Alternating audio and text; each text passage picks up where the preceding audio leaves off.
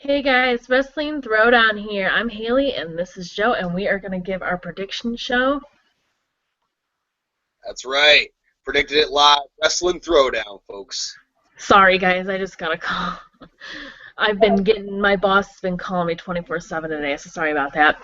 Um, we're going to give our thoughts and our predictions on Night of Champions, and I was trying to wait until more matches got added, but it looks like this is pretty much the final card. What I have, they might add a filler or two match in here, but we're going to give our thoughts on the matches that are obviously right now. Starting first is, of course, Rusev versus Mark Henry. Now, Rusev is obviously undefeated, and they're obviously trying to act like Mark Henry's going to destroy him. And I don't think that's going to happen. I think they're obviously making it look like Mark Henry's going to come out on top, but they're not, but he's really not. Rusev, I definitely see him still going, forward and probably feuding with Sheamus or, whoever's the U.S. champion in the near future. And he's probably going to win that too. And who knows, maybe Jack Swagger or something like Joe said will come back and hopefully beat his undefeated streak. But I do think he's going to be undefeated going into hopefully having his first title shot for U.S. title. It's actually funny, though, because I just read rumors this morning, and it said that John Cena and Rusev are going to be feuding in the near future, and that's why they had this whole thing on the main event last night. That's why they put Mark Henry and Rusev on the main event, because they were trying to get used to Rusev being on the main event because he's going to be feuding with John Cena in the near future. You called it, Joe. You knew it was going to happen. So that's pretty much the gist of that. That's probably who's going to beat his undefeated streak like usual. But for Down to this Umaga. match, for this match. It's nothing really too exciting. I'm not really excited about it. It's either going to be on the pre-show or it's going to be in the very beginning. It's nothing special, or it's going to be a filler match. Nothing special here. I obviously see Rusev winning. I don't see Mark Henry winning. I think Mark Henry needs to go away after this, but if him and Big Show seem to be having a little tag team right now, so who knows? He might still stick with Big Show, but after this, I think Rusev needs to start going for titles because, I mean, it would make sense, obviously all the heat he has right now, the U.S. title would be the next best thing to get more heat on him. We talked about Bray Wyatt yesterday on the Raw Review Show and some of these guys who seemingly almost got pushed too soon. And I feel like if Rusev faced Cena before, I feel like Rusev shouldn't face Cena until maybe Royal Rumble. Like at least Survivor Series. I hope they don't rush him right into Cena because it is going to derail whatever momentum him and Lana have. And quite frankly, I don't want to see that. It's sad that are they really that lacking in baby faces? Because to me, a feud like this, Russia versus America, you have strong baby faces combat this big a Russian. And to me, the way they booked this, I mean, they turned Jack Swagger face. That ended up working out okay for a short term anyway. And Mark Henry, Big E. I mean, Big E was a face, but was kind of lukewarm at best. And Mark Henry, we've gone into my thoughts on Mark Henry ad nauseum, so I'll spare the viewers my thoughts on that. Mm-hmm. But I mean, overall, with this match, I see Rusev getting a clean victory. I don't see any rematch or any kind of elongated storyline in which we saw with Swags. So, yeah, I mean, who else is there? It just seems like there's no credible baby faces. Maybe Ziggler? I mean, really, like where are the baby faces? Like, the ones that aren't caught, like Ambrose and Reigns are obviously kind of caught up right now. So, there's just no strong baby faces for him to feud with. And at least Umaga, they were a little bit deeper, I thought, a few years ago. It doesn't seem like it, but they kind of were in terms of at least established names. And you could have put Jeff Hardy or something with Umaga, and it made sense, or John Morrison or something. But I don't know, like it seems like he's chewed through all these mid-card guys, so now they have no choice but to feed him Cena, and that's either going to make him or break him, so we'll see how that goes. But yeah, Rusev with the clean victory. With the accolade, the Camel Clutch. Break his back. Yeah, I definitely actually see Rusev probably getting destroyed after that. Um, that's just my opinion, though. I knew it wasn't going to last much longer. You know, they always do that to guys, though. They push them real good, and then they'll have John Cena break them. But that's pretty much my thoughts. We both want Rusev to win, and we both think he's going to win, so there you go. Nothing much more to say about that. Rusev Next. crush. Next is the Divas match for the Divas Championship. This is a triple threat. I still think it would make more sense for it to be a fatal four-way now that Nikki's in it. I just feel like they should have just added Brie, but whatever. Doesn't it speak to a lack of faith that they have in Brie Bella?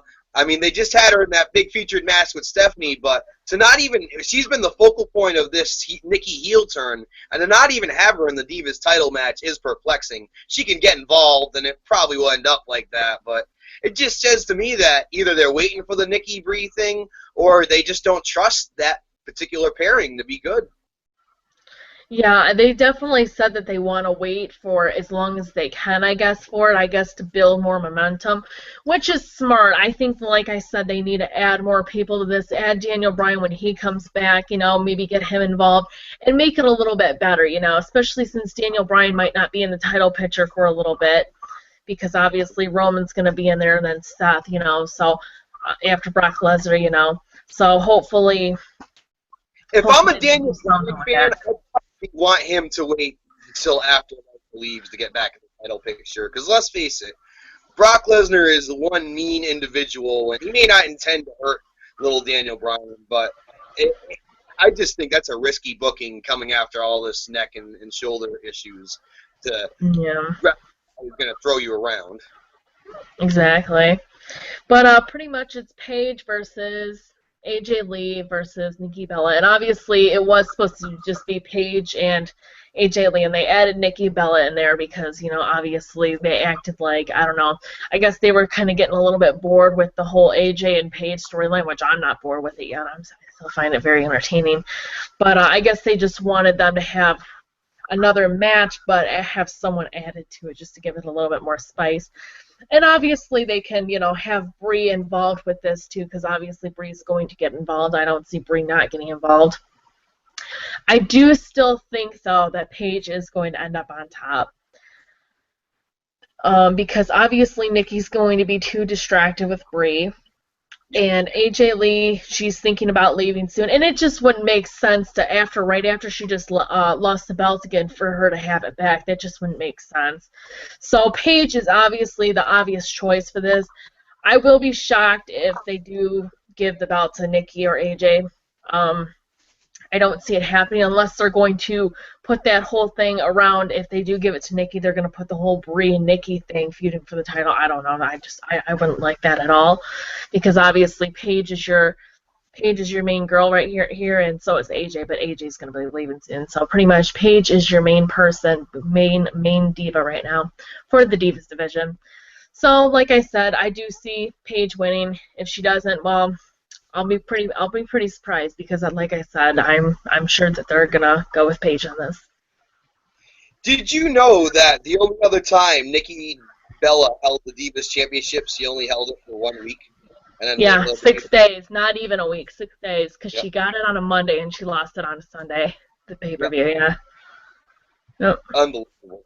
So Nikki Bella really hasn't. I mean, Brie Bella's been the better Divas champion of the two of them. I agree with your logic. Brie Bella's going to get involved, take Nikki out. I don't see a scenario where Nikki walks out the Divas champion. I don't think she deserves to be. I think Paige or AJ have a much stronger claim. Or how about Natalya, who's gotten clean victories and isn't even in the title picture right now, but gotten clean victories over AJ and Paige. Head scratching. So I definitely see Paige going on top as well. And not only that, but you're talking about rumors and reports. The rumors and reports circulating that they may be trying to push the envelope with AJ and Paige, perhaps playing this out to be kind of a lesbian angle before AJ leaves. And I'm going to tell you right now, I know exactly why they're doing this. And on the Don, Tony, Kevin Castle show, which I've referenced a few times recently, great show, everyone should check it out, that they're going to turn this into a lesbian storyline. And not only that, but this is probably to kind of get back at Punk. You know what I mean? Like, what's the best way to get back at Punk? Put his woman in a love angle.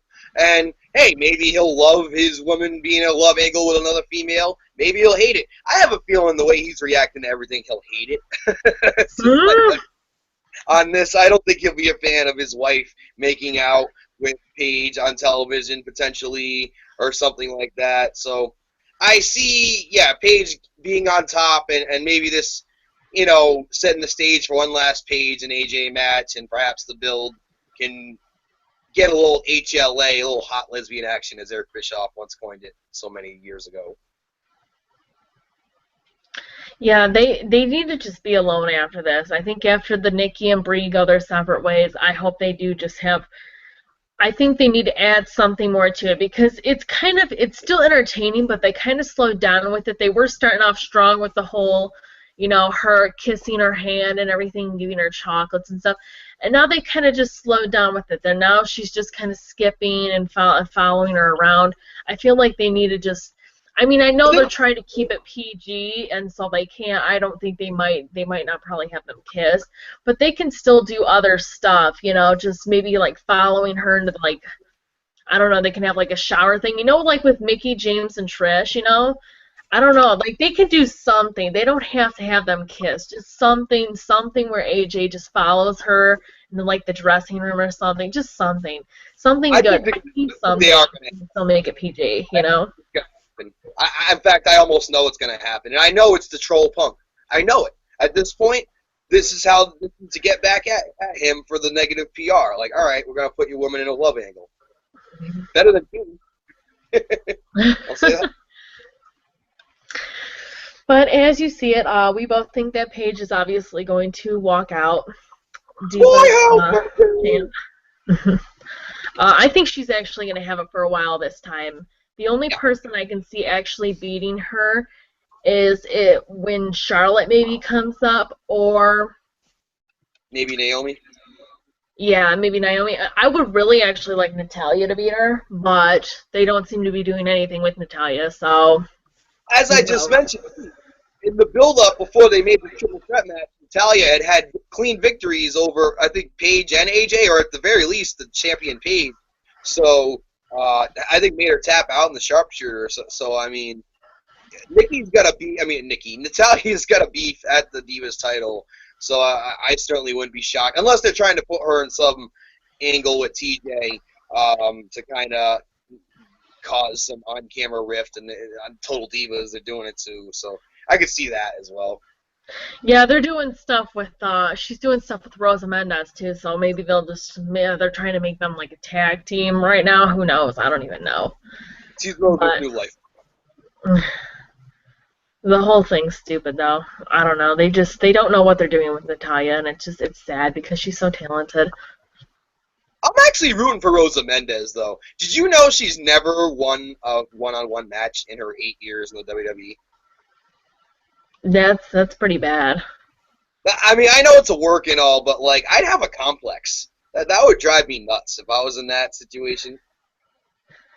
I mean, I'm not saying, like, she's, like... I mean, I definitely don't think she's good. I mean, I know you think she's pretty good, but... I'm not saying she's... The only thing... Part of me, I guess, is just rooting for her because it's a good story. I mean, she rehabilitated her life. Looked like last year she was going to get released with the alcohol problems and Michael P.S. Hayes, that whole incident that happened overseas with her getting sent home from the tour. So, I mean, I feel like it's good to get her. I'm not saying she's any talent in the ring. She's a pretty girl. She's actually had injured, I think, Beth Phoenix and a few other divas over the years as well. So she's got a bad reputation for that, too. I'm not saying she's any good, but just part of me, I don't know. I'm not even saying it's like because she's cute or anything. I guess I'm just rooting for her. I kind of have sympathy for her situation, I guess. Yeah, they did say that she was going to actually get released with Oksana, and the only reason that she didn't was because Total Divas wanted her. So that's really the only thing that they're saving right now. So if Total Divas goes downhill, I can definitely see her getting released. Unless they actually do something with her, since Total Divas might be her savior right now. They might actually do something with her because now that she's on Total Divas, you know, they're so into the Total Divas and everything. So maybe they'll do something with her. But even Naomi, you know, you really haven't seen her on TV, and she's on Total Divas, so I don't even know. I mean, think you've had her going for a while, getting in the title picture, and it's just like, then they're done, you know? Naomi's got bad luck. First it was the eye injury with Oksana, and now it's this whole thing with, you know, Cameron was supposed to be her valet, and Cameron didn't want to be her valet, so that's why they had to turn the Funkadactyls against each other. And was there a moment at Raw where Cameron tried to cover Naomi, and Naomi was on her belly, not her back? Did that happen, or was that just a Yeah. And then the ref said her shoulders had to be down. How stupid can you be? Oh my God. My favorite match is Alicia Fox and Melina. Bye-bye, Cameron. Girl, bye. Just crazy. But anyways, Paige is going to win. The Usos versus Goldust and Stardust, and this is for the tag team titles. This, I think, is one of only two matches, not to interrupt, but I think this is only one of two matches that could go either way.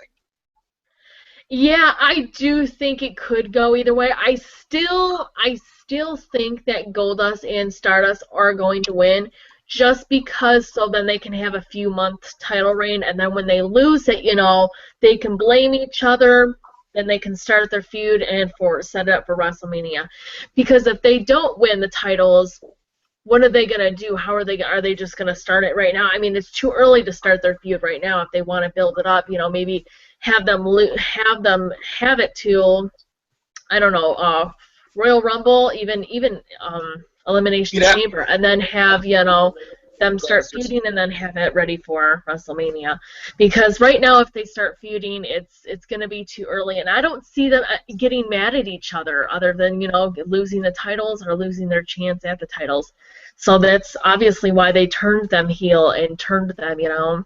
So one obviously can turn on the other, and one can, you know, stay heel, and one can turn face, you know. But the Usos have surprised me. I actually thought the Wyatts were going to win when the Usos won. So, like, I mean, it can go either way. You know, I still am going to say, for my opinion, I see Stardust and Goldust winning, but it wouldn't surprise me if the Usos won, because I definitely can see them winning. I'm going to go the other way. I say teams. I don't know how it's going to play out with the storyline. I'm just looking at it from a short-term vantage point. But taking Cody and Goldust out of the equation, I see the Ascension getting ready to get called up and other young tag teams in NXT. So I feel like it would be better served for the Usos to put the Ascension over or another young tag team as opposed to Cody and Goldust. They had their run with the belts, so I'm going to go with the Usos to continue their very impressive run since March. That's another reason too why I think they're going to lose it. They've had them for a while, so. Since they beat the Outlaws before WrestleMania on a Raw. Yeah. Or on a pre-show, I think, actually. Yeah, I don't know. They won it at a random time. I don't know. I can't remember. It was random, though. It wasn't. I know it may have been Elimination Chamber, either the pre-show on it or like the Raw or two after Elimination Chamber, building up to WrestleMania. Yeah, because the Outlaws didn't even have the titles for that long at all, and the Usos just randomly got them. So it shocked everybody too when they won. So yeah, it was. I think it was a Raw. I thought it was a Raw. I don't know. It was a random. It was random though. Whenever they did win it. Usos retain, according to my opinion. Oos. Okay, so we're gonna fight about that one. All right. Next is the Intercontinental Championship: Dolph Ziggler versus The Miz. Alrighty. This is even the other though one. They're trying to push Miz, I still see Dolph Ziggler winning. Dolph Ziggler has been doing really good lately, and he just won it, and Miz just had it. I mean, what are they going to do, flip-flop the titles? I hate when they flip-flop. They just keep flip-flopping the titles. It wouldn't make sense. So I do see Dolph Ziggler retaining. It's kind of going to be interesting, though. I wonder if R-Truth is going to be his little valet, and R Ziggler, I should say. And obviously, Mizdow is going to be with The Miz, but it's going to be kind of funny, too, because who knows? He might have Mizdow fight for him. I don't think he will, though, just because it's a title match. I think Miz is going to fight, but who knows? I mean, because it could be like another little storyline too. Maybe the Miz and Damian Sandow can fight after this. If like maybe he can lose this match for him, and then Miz, get mad and everything, and who knows? Maybe Damian Sandow can turn face. Maybe they can do something with him. I don't know though. I don't know how Damian Sandow would be as a face though. I think they need to leave him heel, but that's just my opinion. I think if they had kept Sandow the original "You're Welcome" thing, and had him not cash in and lose right away to Cena with the Money in the Bank, I think he could have been a babyface. But with the way, and I felt like he's been entertaining with he's gotten reactions from the crowd, being Vince and all these guys. I do feel like eventually that's a scenario. This one's tough for me because you're right, Ziggler's so funny. Obviously, he's one of my both these guys are two of my favorites. Along with Ryder, that whole clique. I'm a fan of. It's tough because I feel like I have a gut feeling the Miz is winning. I just do. Yeah. And I think after get involved for a false finish, I feel like Miz and Sandow will be more on the same page than our Zig and Ziggler. So I'm gonna go. I think I don't know. I also feel that Dolph losing could be very detrimental, and he's now just starting to get momentum, and maybe it would behoove him to have a long run with the IC title just to build him back up. So I guess out of allegiance for Zig, I'm going to pick Zig. But to me, this one's kind of a coin flip, too. I could see a scenario where the Miz wins it. Yeah. Just flip-flop in the title. They've done that before, too, so it wouldn't surprise me. Yeah. The IC title has been known to flip-flop. Yeah. When you have rivalries, I'm okay with it flip-flopping. When, both competitors don't have anything to lose, you know what I mean? When the feud, you can say you filled over the IC title and the feud builds up both competitors better. I'm okay with that. But, if it changes hands for no reason, that's when I don't like it. Yeah, I think your camera's off. There you go. It was off for a second there. It was just showing to me when you were talking. It was weird for a minute. I was just like, wait, what happened? Anyways, next is the United States title match, and this is obviously Sheamus versus Cesaro. I'm not sure about this one. I still think Sheamus is going to win, but I want Cesaro to win. I do. I want Cesaro to win, but I do think Sheamus is going to win because they've had rumors where Bray Wyatt might feud with Sheamus, but now I'm hearing rumors that they actually might turn this around and have Bray Wyatt feud with Dolph Ziggler. So I don't even know. But I do think that actually it would be better if Sheamus won because then they could, do the whole Rusev thing and Sheamus and Rusev can feud because, obviously Sheamus is a babyface and then he can beat Sheamus for the United States title. That's my prediction, though. I do think that Sheamus is going to win. I don't think that Cesaro's going to win. But it will surprise me. I mean, they haven't been doing anything with Cesaro, so that's another reason why I don't think that they're actually going to give him the belt.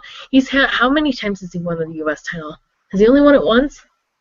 Yeah, Cesaro held the U.S. title one other time. He actually had a decent run before dropping it out of nowhere to Kofi Kingston, which pretty much gave rise to Kofi dropping it the next month to Dean Ambrose. We all know his lengthy run. So that's recent history of the U.S.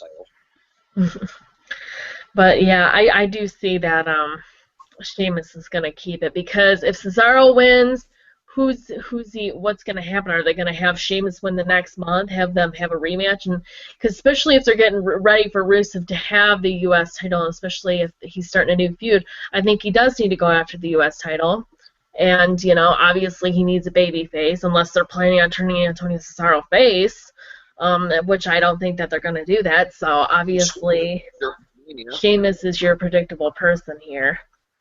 They should have turned Cesaro face after he won the Giant Battle Royal. Yeah, people were so behind him. Yeah. But yet they give him to Paul Heyman. That's potential. They could have played that in a tweener role, but that's just not how they played it. And to end it with, oh, me and Paul no longer talk. I know that's a horrible Cesaro impression. I'm sorry. I know. But The whole thing with that is they did not want Paul having two guys. They wanted him to focus just on Brock. That was the whole thing. Paul at his strongest when he does only have one guy to focus on. I think Yeah. Paul gets affected when he has more than one guy. But they shouldn't have even put him with him. It's not like Paul, Exactly. They should have thought ahead and been like, okay, well, if we're gonna just break them up soon in like a few months, what's the point? We should just either keep him heel if they really just wanted to keep Cesaro heel, or turn him face. You know? they literally intentionally sabotaged his entire momentum he had with the swing and everything that he was doing. And he hasn't even done the swing. That's why I'm hoping things can turn around. And I'm going to pick Cesaro in this match. I think Cesaro does walk away. Your two-time United States champion beats. And here's my reasoning for that. Please sell me, Haley, or anybody who wants to comment, who's listening or watching, wants to comment on YouTube or the Facebook group or anything. Please tell me how Sheamus's United States title run has meant anything at all. Oh, God, it was horrible. It's just they could have had anybody else beat Dean. Like, it's just like, oh. When he won, I was just like, seriously? I was pissed. It was so... Oh. I would have been happy with anybody. I would have been happy if they would have gave it to Damian Sandow, and I don't even really like Damian Sandow. But, I mean, anybody, because anybody deserved it more than him. Like, I mean, it's just like, the guy goes from being, WWE champion to world champion to...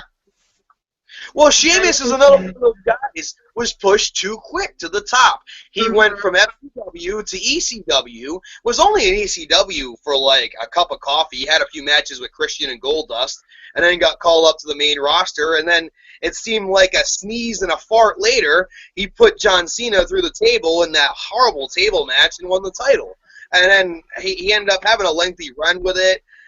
It was just, what was he going to do at that point? It was too much too soon, and Sheamus, I've talked about that group ad nauseum with him and Del Rio and Miz and kind of those guys that got pushed at that point. At least Miz had been with the company for a while.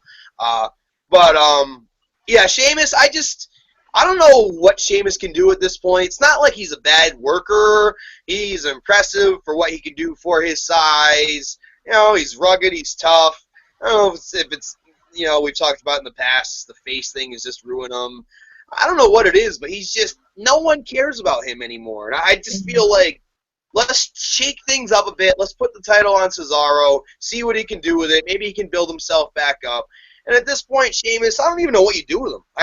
Maybe you just put him with Rusev as another feeder to get to another guy at this point. And you mentioned Wyatt and Ziggler. I think that could be a good one. Yeah. Yeah, they acted like, they were going to give Bray Wyatt versus Sheamus because obviously they needed something for the United States title because they've realized that it's been dead for some time now.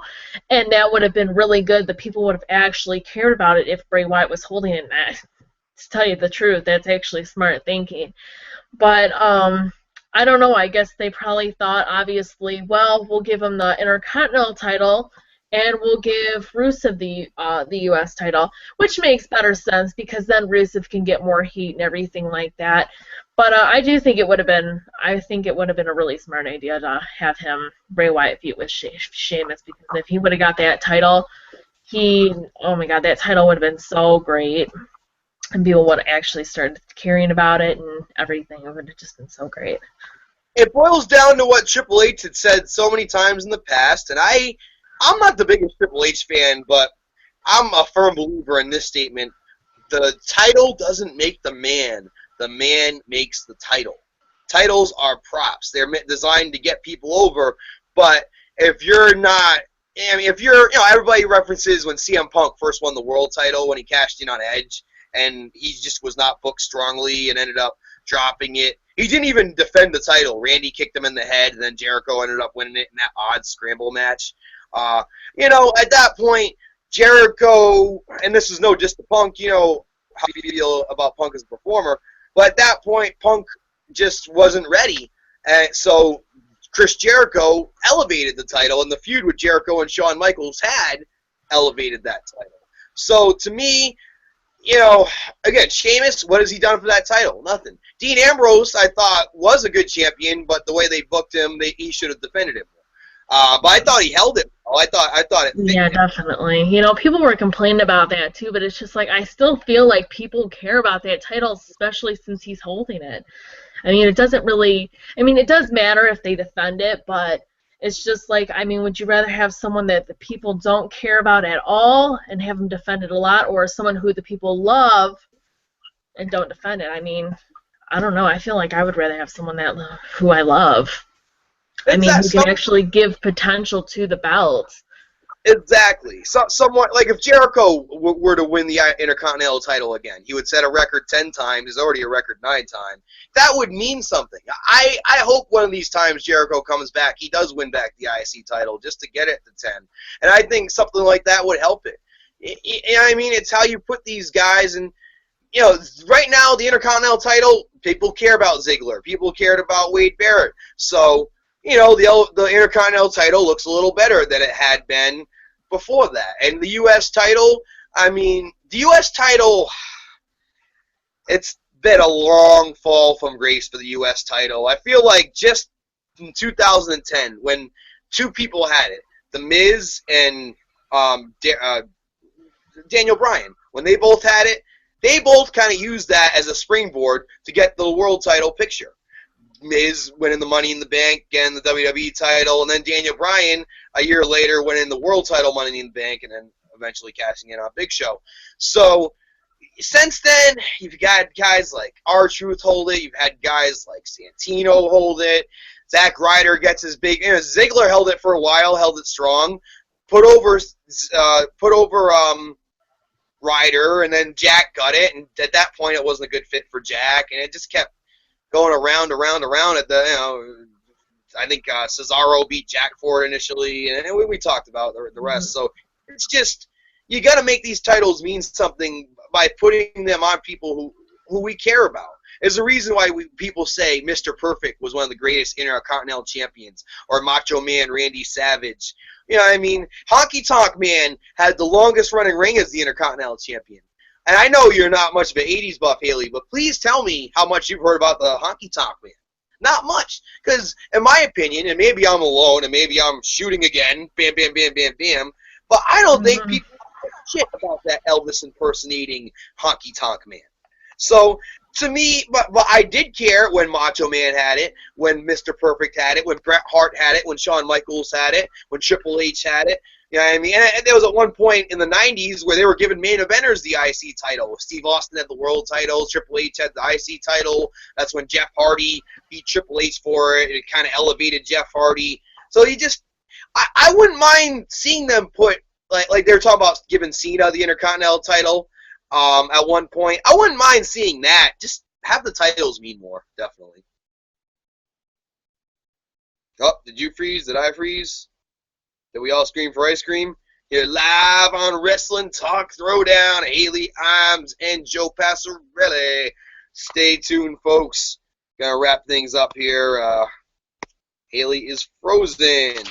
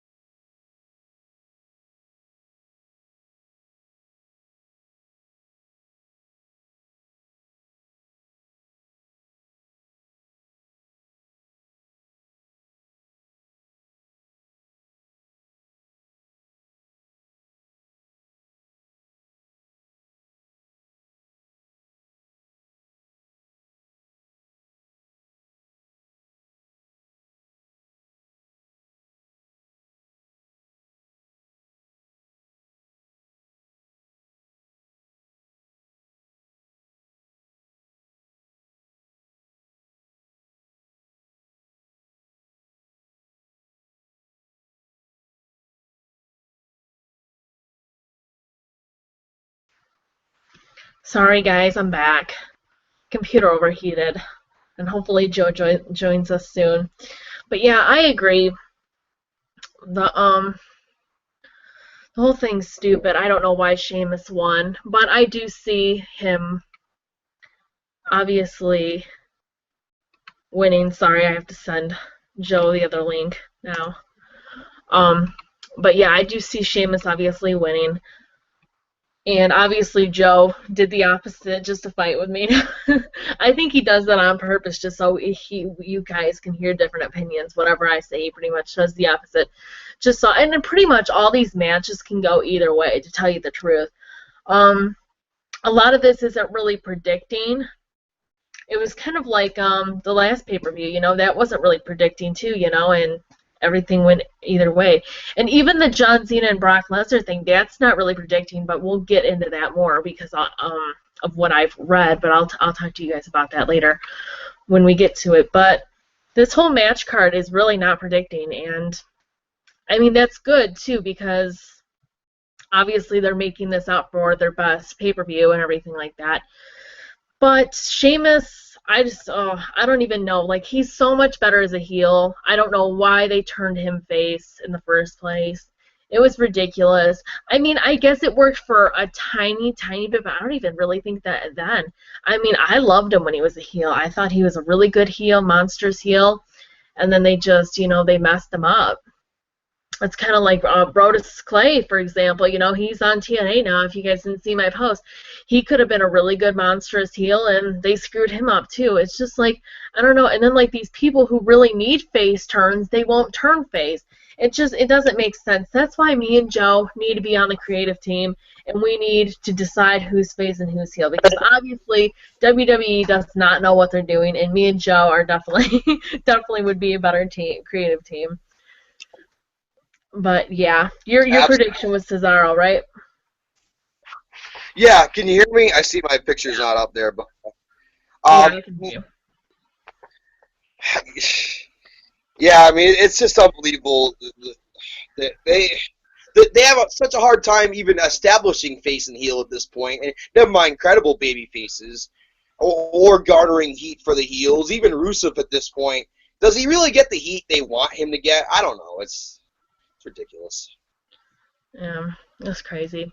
But as you can see, we're opposite again. I told him that you only say do opposite just so you can argue with me. I was just joking. But yeah, he thinks Cesaro and I think Sheamus. Yeah. Next. It's good to see we're a little split on the title matches. We got a little. Yeah. I told him also it's probably because you want to give another opinion. It's always good for people to have different opinions, anyways. Randy Orton versus Jericho. You could speak to some of my some of my bold predictions have stuck. So I've been known for my bold predictions throughout the years. Yeah. Chris Jericho versus Randy Orton. This was just kind of a throw-in match. 2 weeks ago, pretty much. Obviously, Randy Orton was on the highlight reel, and Chris Jericho said that he gets everything handed to him, and obviously Randy didn't like that, so he attacked him backstage, and obviously, I thought he was actually going to be done after this. I didn't think that he was going to have a match at Night of Champions, but they obviously wanted to finish him off. They obviously thought, well, since you're not going on tour till, whatever, we might as well, have you have another short little feud and have maybe Randy Orton, kayfabe injure him and, write him off. That's probably what they're going to do. Maybe they'll have him punt him in the head. Who knows? I don't know. But I do think Randy Orton is going to win this one. I think he needs to because it wouldn't really make sense for Chris Jericho to win when he's leaving anyways. I mean, Chris Jericho, the whole reason why he comes back is to put over people, pretty much, and put on great matches.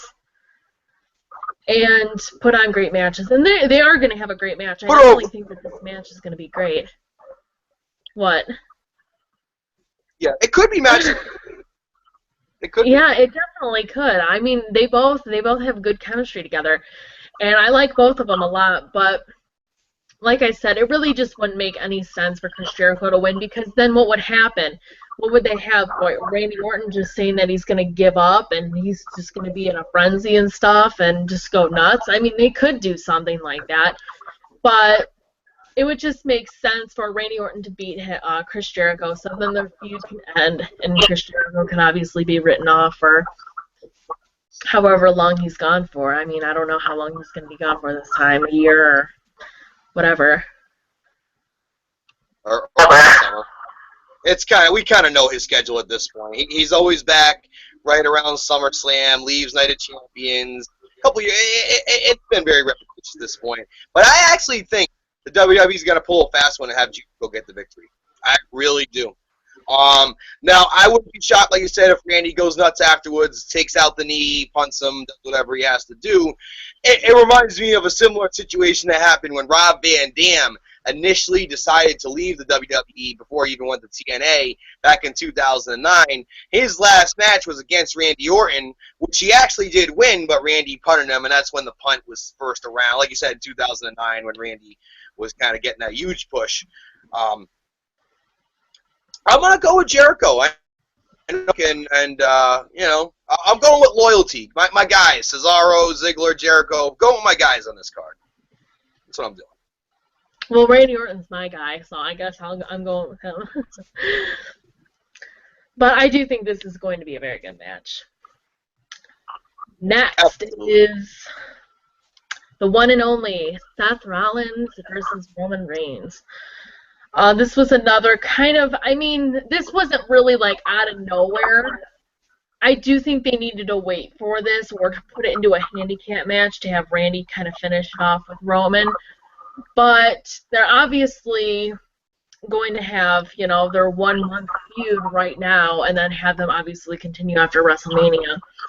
But I think they're only doing this, obviously, is so Dean can save, his best friend. And, who knows? I don't know. Like, I feel like this is going to end in a DQ match. Either that or Seth is going to get, like, a cheap victory. Like, he's going to hit, Roman with the briefcase or something along the lines when the ref's not looking.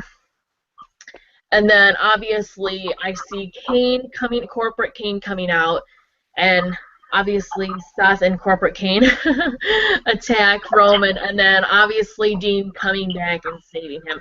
Now, they did say that Dean is supposed to be back next Monday, but his ending film ends the day before Night of Champions. So there is still a good possibility that he will show up at Night of Champions. And it wouldn't make sense for him not to, especially since Seth is facing Roman Reigns. And, especially if Seth goes nuts after or whatever. Especially since Seth lost in a 10-minute match on Monday. I definitely see either this being a DQ or Seth winning kind of, cheaply or anything like that. I don't see Roman winning again. It would be extremely stupid if they made Roman win again, because then if they did, it's just like, why the heck didn't you just have the other, like a DQ or something for Monday or something, It's just like, why have him win 2 times? And this is going to be a lot better match, obviously, than the one on Monday, I would think. I would think this would be more than 10 minutes. But I do see Dean coming out. Obviously, Seth getting shocked, surprised, saying, oh my god, I thought, blah, blah, blah. And obviously continuing their feud, and then Roman and Seth is obviously going to continue down the road. That's why I don't think this makes sense. I mean, I guess it's good for Dean and him to continue their feud and everything, but it's just like they needed to either make this a handicap match, which they were supposed to do to begin with, or just have Seth like not have a match, I guess, almost like maybe have him pretend to cash in or something. Well, I mean, that's only if Cena wins, which I don't think he's going to, but I mean, because obviously he's not going to cash in on Brock Lesnar, but it's just, I don't know. I just thought this match was just really stupid because they're in the middle of, obviously Dean and Seth are not done with their feud, and Roman and Seth are going to obviously feud later on in the next year in 2015. So it's just like, I don't know. I'm not really a huge fan on this match. Like, I don't know. I'm not a big fan of it. But I do think that Seth is either it's going to be a DQ or Seth is going to come out on top. I don't see Roman winning. I'm going to go. I have a specific scenario of what I think is going to happen in this match. A very specific scenario, which, if you've been following my predictions and where I think a certain Hell in the Cell match is going to, what I hope to see, not what's been reported, but what I hope to see, and you've been following my predictions, maybe you know where I'm going with this. So they got, like you said, they got to do something different. To have Seth lose clean, to have him lose clean again would be stupid. I really hope we don't get Corporate Kane running in and helping Seth yet again. I just feel like that's getting redundant. I mean, Money in the Bank, SummerSlam, like go on and on and on. Kane's been there every step of the way. Here's what I think is going to happen. I think we are going to see the Lunatic Fringe. I think we are going to see Mr. Jon Moxley, Moxicity. I think we are going to see Dean Ambrose come out. And maybe he goes and it's to a point where, like, it looks like he's going to hit, like, Seth with the chair or something. I think a chair is going to be involved. And, like, Seth can duck with his cat-like quickness, as they like to say. And maybe Roman can be diving into a Superman punch or going for a spear, and wham! Dean accidentally hits Roman. Oh shit! What the fuck did I just do? I was going for Seth. What the hell just happened? All of a sudden, Seth gets the victory. Seth gets a pinfall victory over Roman Reigns, setting up a three-way Hell in the Cell match with the three Shield guys. I'm playing guest booker on this. This is what I predicted. I believe a few prediction shows ago, I believe I had mentioned this as a possibility. Am I wrong, Haley? Pretty sure I had. Yeah, you have. So this is my scenario to make everything that you're saying make sense. Definitely a scenario. Definitely.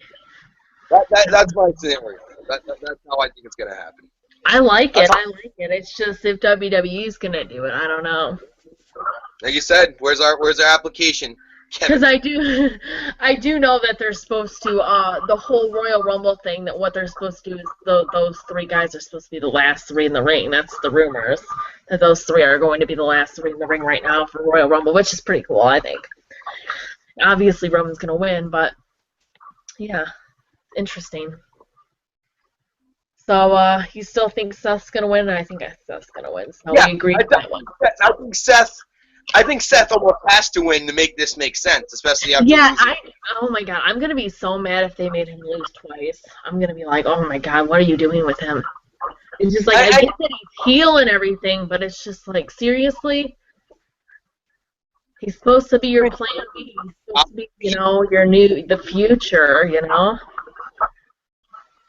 no, I feel like, I mean, at a certain standpoint, if they lose every match and then cash in, I remember Edge losing a lot of matches before he cashed in. I remember CM Punk, the same thing. Daniel Bryan, the same thing. Dolph Ziggler, the same thing. The Miz, the same thing. So there's been a precedent of guys losing matches and then cashing in successfully, almost to make you think when they cash in they are going to lose. But, I just think we're having Roman win clean, and the crowd is just not taking the Roman. There's kind of a Roman backlash going on right now, and to me, the best thing is put these three animals that terrorized WWE for nearly 2 years, put them in a cage, and I think you could have the best Hell in the Cell match you've had in years. And I do think a three-way Hell in the Cell could work. People forget there was once a six-way Hell in the Cell, which featured The Rock, Steve Austin, Rikishi, Triple H, The Undertaker, Kurt Angle. That was actually the infamous match where The Undertaker chokeslammed Rikishi off the top of the cell onto the truck with the bed of hay, with the big 400-pounder taking the huge bump. So I think this can make sense. Just imagine the story they can tell, the three of them in there, no interference. Just put the three in there. And again, Roman and Dean rather don't have an excuse to fight right now. On Raw, they almost subconsciously planted one because they were saying, "Oh, Roman Reigns fights for him now," even though they also said Roman dedicated his match with Seth to Dean, which was contradictory statement when you look back at the other statement. So, and wasn't it Roman's promo, the one that Seth did your promo? In Roman's promo, he said, "I'm going it alone." Essentially, he didn't really bring up Dean. So, I'm not. He's gonna hit him on purpose, but again, like, boom, you hit Roman by accident. Obviously, Roman's gonna have, Roman's not gonna take that lying down. He's a big meanie. So, there we go. Now they want to tear each other apart. Let's do it. Who is the best member of the Shield? The only way to find out, put them in a Hell in a Cell, and let's see them tear. No corporate Kane, no interference. Let's let these three studs tear each other apart and see who the better man is. Please. Yeah. It will eventually happen. It's just, I don't know. It's definitely going to happen in the near future. It's not like they're never going to have a triple threat or anything like that. But when it's going to happen, I don't know. To me, this would save the Hell in the Cell match. Because the Hell in the Cell match itself has become very watered down. There really hasn't been a lot of good ones over the past few years. Undertaker and Triple H had a decent one at WrestleMania, but that was kind of like a good match inside of a Hell in the Cell. They didn't really utilize the cell too much. You know, Punk did the thing with Ryback for 2 straight years in a Hell in the Cell, and then Punk took the bump with the Shell Shock 1 year on the top, and Heyman took a GTS on the top. But those were moments. Those weren't good matches. You know, I mean, Hell in the Cell used to be the staple of WWE. I'm talking Mick Foley, Undertaker. I'm talking Mick Foley, Triple H. No, there was some really good ones. Triple H, Jericho, and even Edge and The Undertaker at SummerSlam 2008. I will contend that was the last great Hell in the Cell match. And that was, of course, before the Hell in the Cell pay-per-view, ironically enough. Worst one ever, Sheamus versus Randy Orton in 2010 or 11. Horrible. We should have had John Wade Barrett that year, because that would have made more sense for the story they were telling. Yeah, definitely. Yeah, I've never really been a fan of the Hell in the Cell pay-per-view. It just hasn't been good. These gimmick pay-per-views ruin it, and they should have learned from TNA doing pay-per-views have the 6 sides of steel for every match. It's overkill. That's why I'm glad we're down to 1 Elimination Chamber match and 1 Money in the Bank match, although there was 2 this past year due to unforeseen circumstances. But I'm glad that we've kind of gone down, because I just think having 2 Elimination Chamber matches, 2 Hell in a Cell matches in one night, it's too much. Yeah, definitely. Okay, guys, last but not least, the main event. Brock Lesnar versus John Cena. Alright, you would think that this would be predictable, and this is what I mean. You would think that this would be predictable and that Brock Lesnar would win. But they are still having talk of having John Cena win this match. Why, I have no idea. The only way that people would maybe be a little bit behind it is if he turns heel with the belt and Paul Heyman turns on Brock Lesnar and Brock Lesnar turns face, but then that would mess up the whole thing. Like, what would happen? John Cena and Roman would fight at WrestleMania? I guess wouldn't be a bad thing, but it's just they would kill this whole thing for Brock Lesnar, and it just wouldn't make sense. I think they need to just keep Brock Lesnar. If they're going to turn John Cena heel, which I don't think they will, they need to, but if they do turn him heel, just have him join, and, be, Brock Lesnar's little buddy, I don't know, whatever. But, or even just go a separate way and just beat the crap out of Hulk Hogan, whatever. But you don't need to have him have the title to turn him heel. That's pretty much what I'm saying. Because people are going to be happy that he turned heel, but then they're going to be pissed that he, got his 16th title reign. But, it just wouldn't make sense. Yeah, it could. John Cena could win. I don't think it would make any sense. I'm still going with Brock Lesnar on this because of what all the talk's been about and what they really have been deciding. I'm still going to go with Brock Lesnar on this, even though I do think there is a chance that John Cena can win. I'm going to go with Brock Lesnar still. There's certainly a chance. Let's face it, when it comes to championship matches, who's delivered more in their career than John Cena? There's definitely a chance. But at the same time, Undertaker, the destruction of Cena. At this point, you're kind of in it to win it at this point, and to me, there's no turning back. You've made your decision. To me, the only way I could feel, I guess, okay with Brock losing the title is if Bryan were to come back early and somehow get the title back, which he never lost, which would change things completely, entirely. And maybe you have Bryan versus Roman Reigns at WrestleMania, and that would be completely different. So to me, that's the only scenario I envision. Not that Bryan on paper you would believe he could beat Brock just based on their size, but I feel like I know they're worried who's going to face Brock after that. It's going to be Big Show, Randy Orton, whoever. But at this point, guys, you made your decision. You had him beat The Undertaker. You had him beat Cena. Now, like, let's ride this out. Do it the right way. Long-term planning. Enough of this short-term. Like the rumors were last week, they were writing the show hours before the show. Like they didn't even have a script hours before the show. Hence how wet it was with the halftime main event and everything, and all the other ridiculousness. So to me, this is the only element of long-term planning they've had for a while. You know, I'm even okay with Rocky versus Lesnar. A lot of people have said, oh, puke to that idea. I'm okay with it. Rock come back, win the Royal Rumble, maybe get his win back from Lesnar at that point, because let's not forget, The Rock put Lesnar over clean for his first ever championship, so... And that was supposed to be the match last year at WrestleMania 30. The Rock versus Brock Lesnar, not Brock Lesnar versus Undertaker.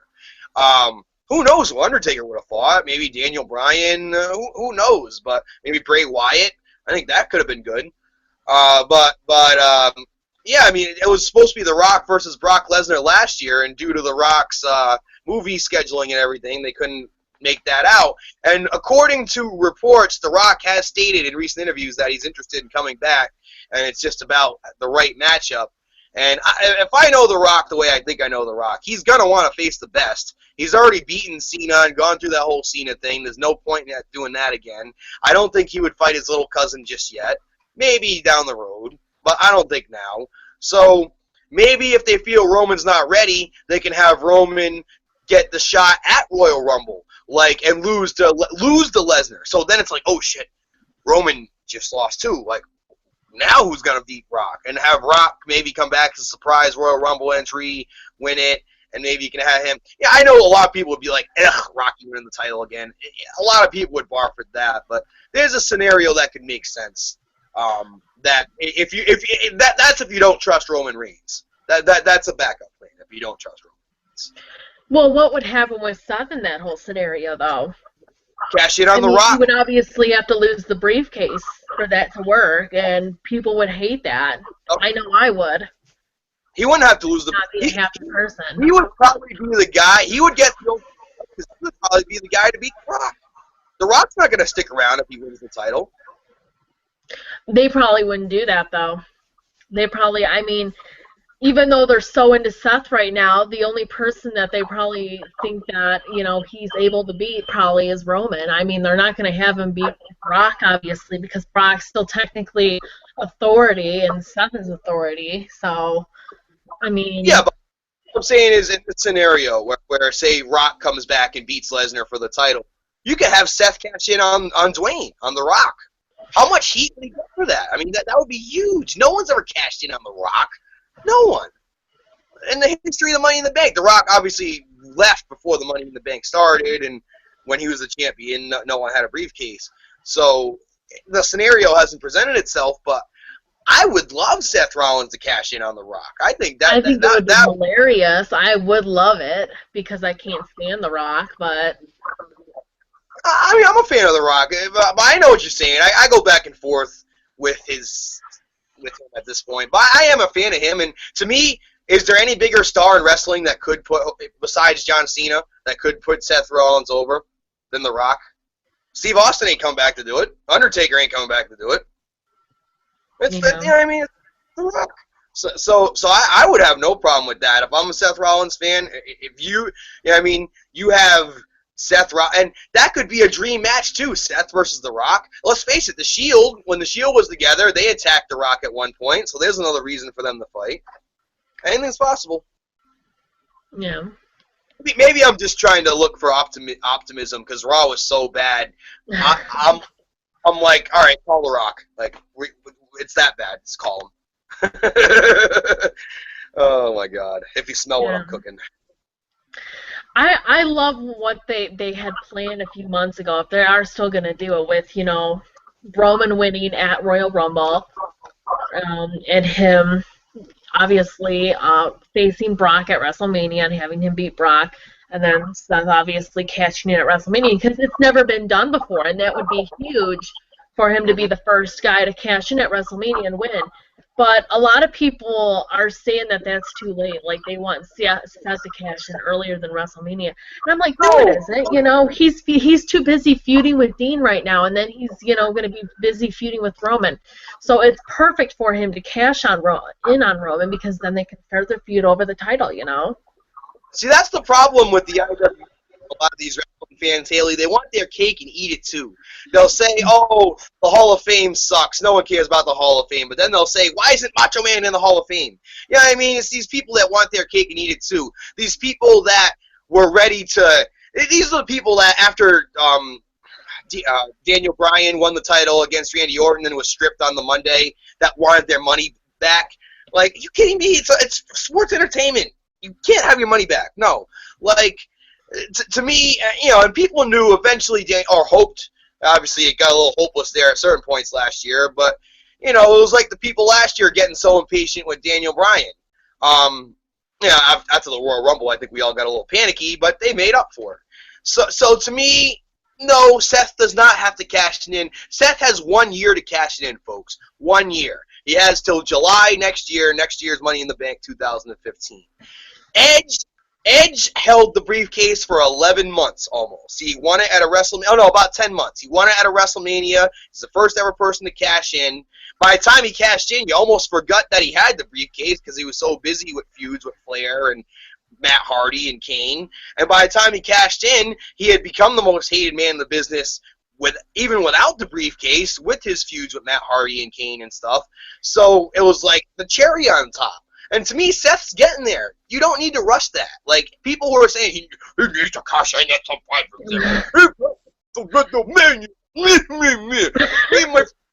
Watching anymore.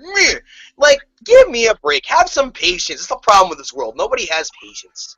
Yeah. Well, I'm not a very patient person either, but I'm definitely patient for this. I'd rather him turn in at WrestleMania than turn in too early.